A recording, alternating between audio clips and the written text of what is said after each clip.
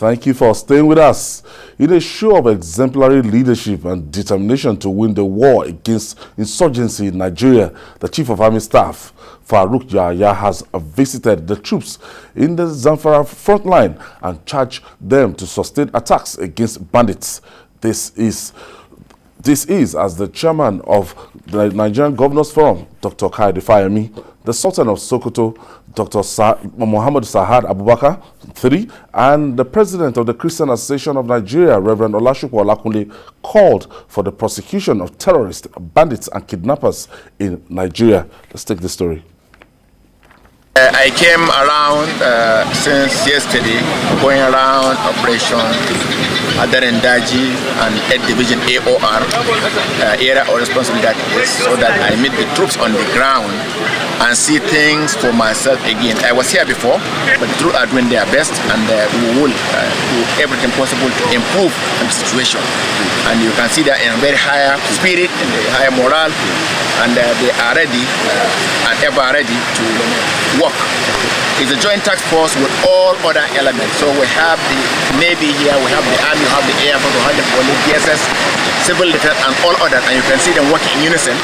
That's why it's Julie, there's fire in the mountain in Zamfara. I was excited when I saw your Facebook post yesterday before we started the program, and you know, for months now, for weeks now, this is what we've been calling for, and we hope it can just be sustained so that we just get these bandits over with, this their menace. Yes, I'm sure that President Buhari and his team realize that these bandits have been a tremendous embarrassment to his administration. And when you see some of the boys who are bandit leaders, honestly, you will be very angry. You will be very angry when you see them, the bandit leaders, Dankreme, Truji, Kachala, you small boys holding a whole nation to ransom. So we just have to sustain the offensive. It is what I had been asking for months that we are beginning to do now. A coordinated operation across the areas that have been terrorized by bandits, not the piecemeal attack Katsina today, go to Zamfara tomorrow. No, it will never work. Now this one is working because there's nowhere to run to. Some of them have abandoned their motorcycles. They are running away on foot. They are asking for mercy, because in the past politicians spoke with them. Politicians negotiated with them. We've been before with a governor who called a bandit leader in my presence. They've been negotiating with them in the past, so they know them. Now, seeing that they are facing heat, some of them are calling now that, please, we want this operation to stop. We are ready to do whatever you want. And I say, no, you can't be trusted. In the past, we trusted you. We gave you amnesty, but you didn't stop killing people. So now, they are being hit in Katsina, they are being hit in Brenengwari, they are being hit in Zamfara.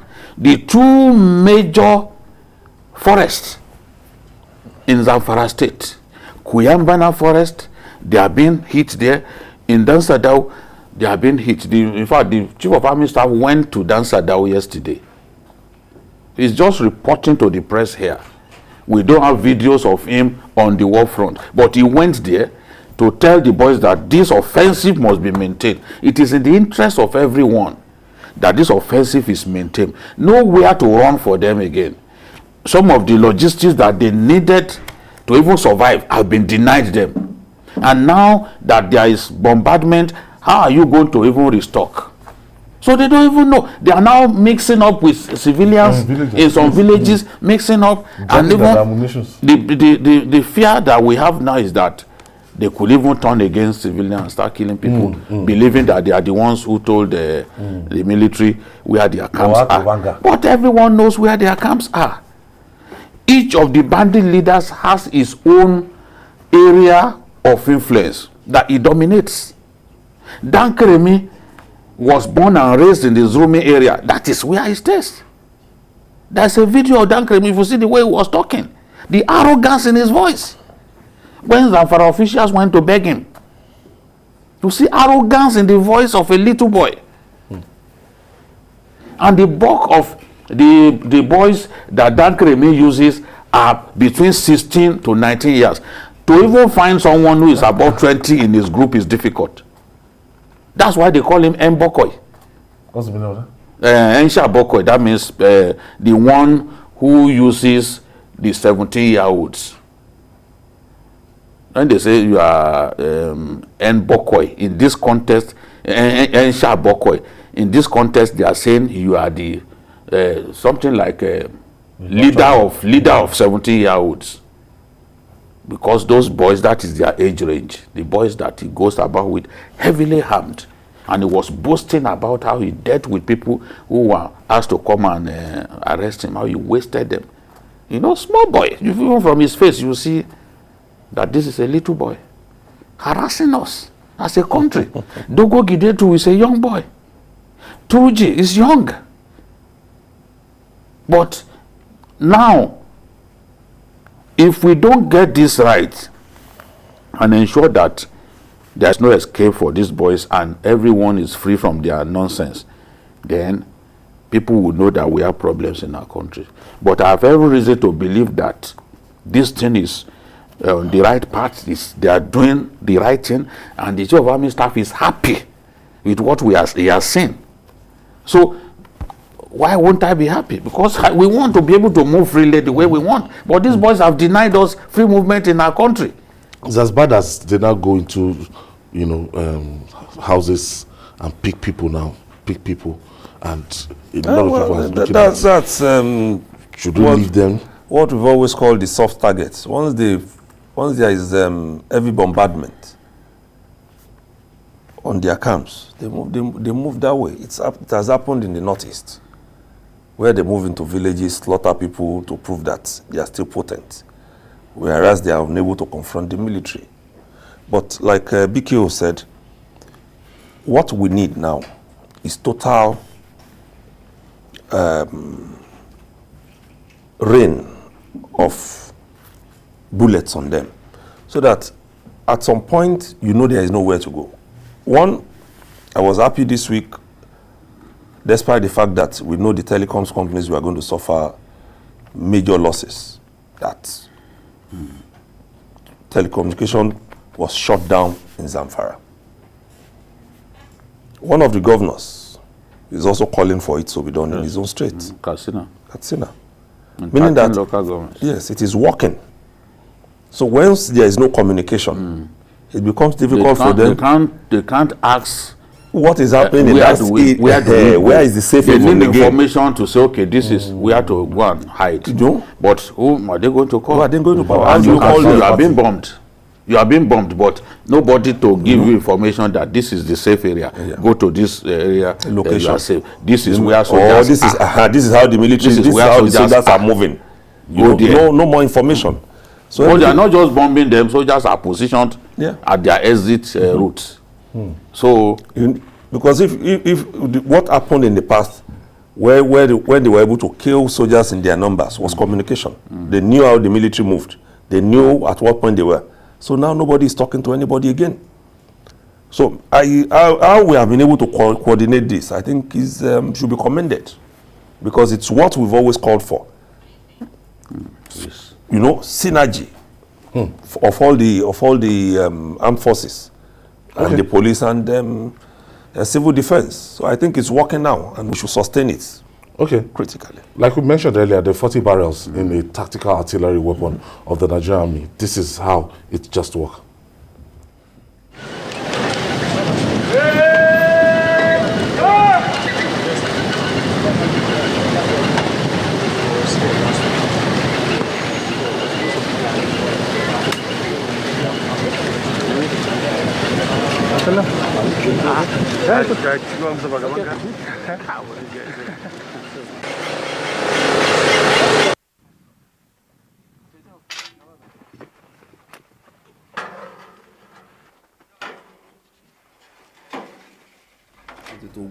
So you can imagine what will be the result of this when this is different from the one it's not that a will child come from the sky.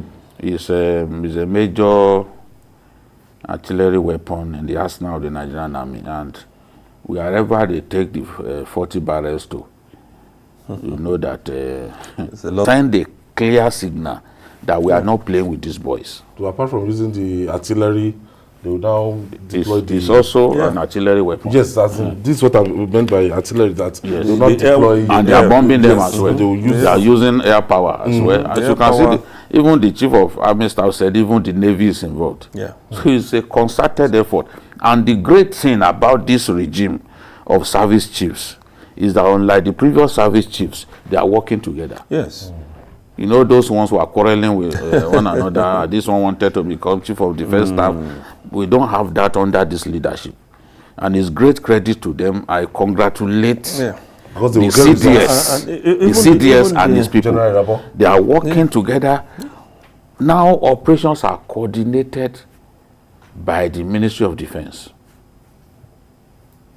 which is the role, which is the duty of the CDS, defense, to any operation that is happening involving the three arms. Is the CDS that is in charge.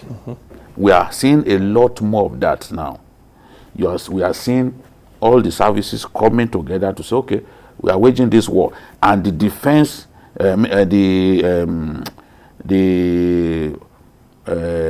defense ministry is involved. The office of the chief of defense staff is coordinating. That's what we want to see. Not that the Air Force will suddenly get up and start bombing on its own. The army will go on its own. That can only happen when there is no synergy between the service chiefs. Now we have synergy between the service chiefs, and we will get the results. The value of working together, we are seeing it now. We just hope that this intensity will be sustained. Whatever Shegumi says, we should just ignore him, because Shegumi couldn't stop these bandits from killing people. He couldn't stop these bandits from kidnapping people and asking for ransom. See, people sold their houses, all their life savings, to be able to retrieve their children from bandits. Shegumi couldn't stop it. He couldn't stop it. Now, you can't then step in now and say, no, that they should hold their fire. No, nobody should hold this fire. Let this fire rain on these good-for-nothing bandits. That is what we want. If we relax at this point, this is 2G. If we relax at this point, then we're in trouble. We can't relax. Even the information dissemination is much better now. Yes. You can see that we're not speaking from different sides. And contradicting themselves. It's even across all operations. Look at what happened in Bayelsa the other time when a bomb was said to have been dropped on a boat. Before, you would have been hearing the Air Force speaking, the Navy speaking, because it's a water issue. But now there is synergy. There is some coordination. So defense headquarters is doing a lot of coordination. You can even feel it. And I liked it that right from the onset, all the service chiefs, when they spoke during their inaugural meeting with their heads, they said it, that they are all going to work with the chief of defense staff. Yes. They were very clear when they said it, and it's happening. 6 months, we saw this dysfunctionality, and people kept quiet. Nobody seemed to be doing anything about it. And when it was affecting the operation, it was affecting the battle. We were talking about it, some of us were talking about it, but, people who have made up their minds that when some of us talk, they will misinterpret what we are saying to mean he does not like the army, he hates also persons. Absolute rubbish. How can you say, I don't like the army? Oh, they will say he doesn't like Buhari. Those things, it's not as if we did not complain at that time. Of course, yeah. I even went to the point of saying 2 service chiefs do not worship in the same mosque. Yes, I remember. Yes. Several months. It was true. And they can't deny it. It's a fact. I'm going to the same mosque. No. And when you have that level of acrimony between you, it will cascade to your juniors. All the people who work with you. The operation. And they will never work together. What we usually see is a situation in which when you have service chiefs, one of them gets promoted to CDS. Obasanjo did that throughout his time. I think that generation of service chiefs that were told to go recently, they must have felt that one of them, because Olonishakin was way above them. Yeah. So they knew that Olonishakin would eventually have to go. But the president kept him there for too long, even despite the fact it was against the constitution for them to remain that long. Now, one of two service chiefs felt that he would be chosen to become CDS. And that was the source of the rivalry. But the rivalry was affecting work. We could have recorded much more success if not for that. And the then chief of army staff was telling us that for 30 years, insurgency will not end. That is a doomsday prophecy that God will not allow to happen when he faced the Senate. Is it 30 years? Or 50? No, I think I had 30 years. How can you say 30 years? What But we will when be doing you with were in these boys? service, Yeah, he never couldn't said tell. so. No, sometimes he will even say that we are going to win. Remember when he said he will Yes. not return from Maiduguri until we have defeated Boko Haram. But when we couldn't defeat Boko Haram, he left and quietly went back to Abuja. Nobody was talking about it. So when he was he was screened, Yes. as, He had an left the ambassador. seat. He now said it will That last for projected 30 that, years. this thing. No, this, by the grace of God, this insurgency will not last for 30 years. Yeah. It will not last for 30 years. Not- When we not with defeat the what is being bandits, done now. when we defeat the bandits in the northwest and north central, they will be able to face Boko Haram squarely. Because all of these distractions, Boko Haram is not even for the army. Then you have bandits. If we trying to decimate these guys and they no longer constitute a threat, we will now go and face Boko Haram squarely.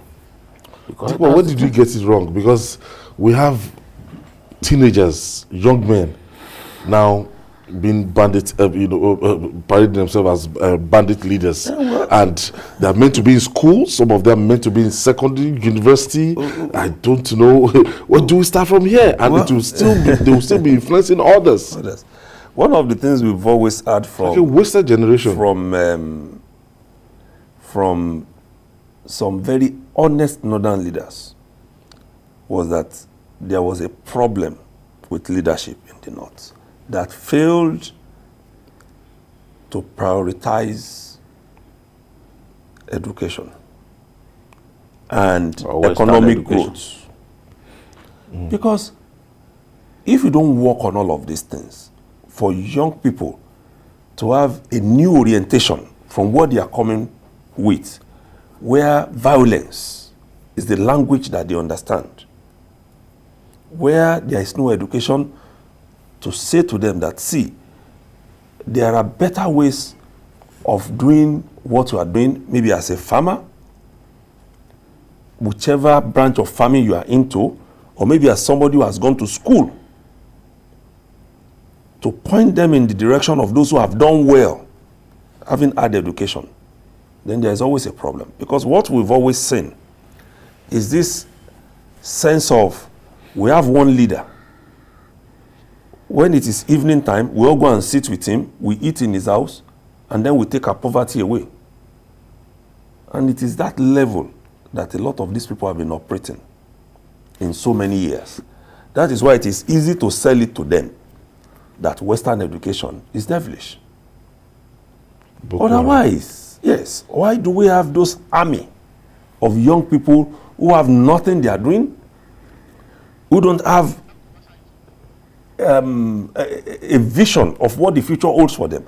Once you lack focus, once you lack vision, once you don't have anything you are looking forward to, then even your own life will not matter to you, not to talk of those of others. And that is why we found ourselves with the North in this problem. Because a young boy who wakes up and does not even value his own life can waste those of others. That's basically what has happened. In terms of economy, the North has not grown so well. Education is the same. That is why it is difficult for herdsmen to understand that you make more money when you ranch than when you keep pushing your cows around. It's difficult for them to understand it because it's still the same old way that they want to keep going.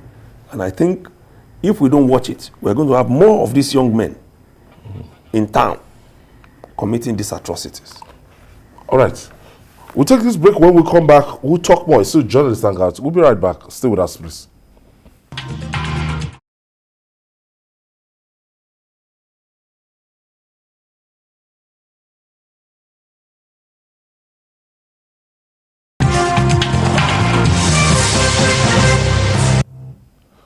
Welcome back. This is Journalist Hangout. And Jide, I can tell you that I feel somehow relieved and happy that after months of...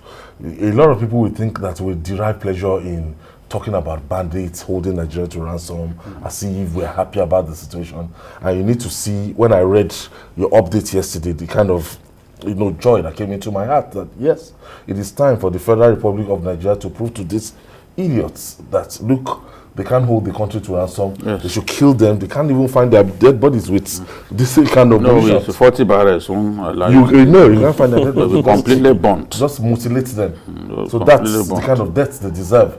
That is it. Because they too have killed so many people. We kill so many people.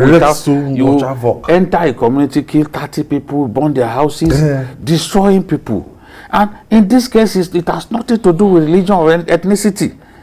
I read the governor, I think it was an article that was saying Fulanis are greatest victims of banditry. No doubt about it. No doubt. Yeah. No doubt. Nobody is arguing about that. Yes. Because when you go to their communities in the northwest and parts of north central where they are attacking people, they are the people living in those places. In the southwest and other places, it's just on the highways that they normally keep people, or maybe when they enter people's farmlands. But there are communities in Zamfara that have been taken over completely by these bandits. The owners of the communities have been chased away. So there's no doubt about it that, look, these guys have suffered enough. Suffered enough from their own brothers. Now nobody has sympathy for them again. Rulers, want to kill them. Lawmakers in Katsina now. That's now like the in thing. The lawmakers. Our friend, they kidnap his brother now. The SGS, they kidnap his brother.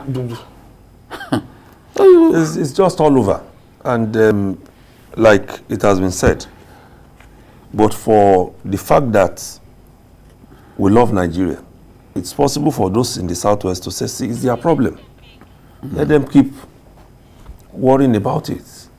But now everybody is showing concern, and we need if we didn't talk about keep it, showing that concern. Will they show concern to go do this work? That's what people don't realize. If we treat a problem like it was not there, we will go and address our responsibility right now. As they are making progress, we'll be telling Nigerians. Yes, they are making progress. We'll be present. That's the way we are. Progress. It's not a personal thing. It's not. They get to misrepresent us at times. Yes, we need to give credit audience. They want to show that they are the ones who are patriotic. When you hammer at a problem, you are challenging your government to deal with that problem. It's not hatred. It's not. Some of those who turn against us and block us, they think we hate the government. No, we can see action. What is what hatred over what? If Nigeria is better, it is to my joy. You don't even know half of them. Do they even know? The people that they think I hate, when those people see me, I know how I'm received. Those ones think that, yes, Jide is our friend. But there are some people who want to kill themselves over those people. That, look, Jide doesn't like so person. Come and see that person when he sees me. You will now know that you have been fighting for nothing. For nothing. We are fighting for our country. We want the best for our country. And Nigeria will become better in our time.